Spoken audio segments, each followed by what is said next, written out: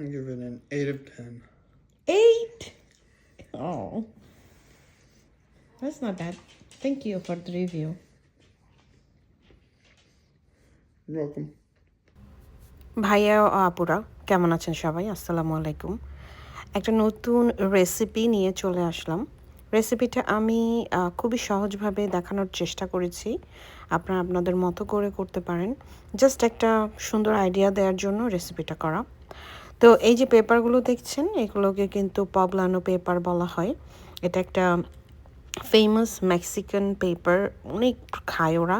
তো আমি ওই দিন গ্রোসারি করতে গিয়ে নিয়ে আসছিলাম হচ্ছে গ্রাউন্ড বিফ আর বেসনটা দেখালাম, ওটা কিন্তু অলরেডি আমি তৈরি করে রেখেছি। আর গ্রাউন্ড বিফটা আমি সিজনিং করে রেখেছিলাম একটু লবণ, মরিচের গুঁড়া, আদা রসুনের গুঁড়া এগুলো দিয়ে, বেশি কিছু না। আপনারা চাইলে মুরগির মাংসও নিতে পারেন। আর এদিক দিয়ে আমি পেপারগুলো কেটে ওটার যে বিচিগুলো ওগুলো ফেলে এদিক দিয়ে কিন্তু আমি বেগুনটাকেও রেডি করে নিচ্ছি। এর ভেতরে আমি যে কিমাটা রেডি করেছি সেগুলোর পুরগুলো দিয়ে দিব। ঠিক আমি যেভাবে দিচ্ছি আপনারা কিন্তু এভাবে দেওয়ার ট্রাই করবেন। আর এই দিক দিয়ে যে পেপারটা আমি রেডি করে রেখেছিলাম বিচি টিচি ফেলে, সেটাকেও আমি এই পুরটা দিয়ে ফিল করে নিব। তারপরে হচ্ছে আমাদের ভাজার পালা। খুবই ইজি একটা রেসিপি। এটা কিন্তু আপনারা যে কোনো সবজি দিয়ে করতে পারবেন, যে কোনো সবজি দিয়ে, চাইলে লাউ, করলা, যে কোনো কিছু দিয়ে করতে পারবেন, মরিচ। তো এখানে যে দেখেন এভাবে করে আমি হালকা হালকা বেসনটা যেগুলি রেখেছিলাম সেটার মধ্যে চুবিয়ে সুন্দর করে এটাকে কোট করে নিয়ে ভেজে ফেলবো।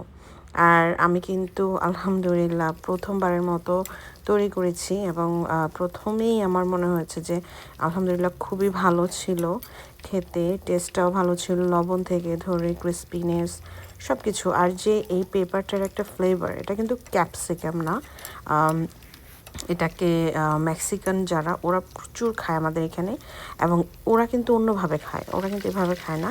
ওরা এটাকে গ্রিল করে দেন, ওইটার সাথে একটা সস তৈরি করে। এটার যে ফ্লেভারটা মানে এই মরিচের, এটা কিন্তু আমি অন্য কোথাও বা অন্য কোনো মরিচে পাইনি কখনো। তো এই যে আমার কিন্তু সবগুলো পেপার ভাজা শেষ। এখন আমি দিয়ে দিচ্ছি আমার যে বেগুনগুলো রেডি ছিল পুর দিয়ে, সেগুলো একই রকমভাবে সবগুলো ভেজে তুলে নিব। আর মনে রাখবেন একটু বেশি সময় ভাজতে হবে, কারণ হচ্ছে যেহেতু আমরা এখানে বিফ দিয়েছি আর বিফটা যেহেতু কাঁচা ছিল, চিকেন খুব তাড়াতাড়ি হয়ে যায়, বিফটা একটু সময় লাগে। সো মেক শিওর যে আপনারা একটু বেশি ভাজছেন। আর দেখেন সাউন্ডটা শুনে দেখেন কি সুন্দর একটা ক্রিস্পিনেস সাউন্ড আসছে। এগুলোকে আমরা এখন কেটে নিব। দেখেন, দেখলেই বুঝতে পারবেন একদম ভেতরটা কিন্তু হয়ে গেছে, লাল নেই। আমি কিন্তু দুইটাই কেটে আপনাদেরকে দেখাচ্ছি। আর এটাকে আমি সুন্দর করে একটা প্লেটে পরিবেশন করে আমি আমার হাজব্যান্ডকে ডাক দিব। লাঞ্চ ছিল এটা আমাদের আজকের, আমি রোজা রাখিনি, ও রোজা রাখিনি আজকে। যাই হোক, তো আমরা দুজনে কিন্তু লাঞ্চে আজকে এই খাবারটা খেয়েছি। খুবই হেলদি একটা রেসিপি। আর ওর রিভিউ তো আপনারা শুনবেনই, তাহলে চলেন শুনে নিই। 8? Oh.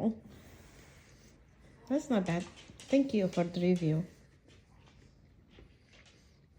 You're welcome.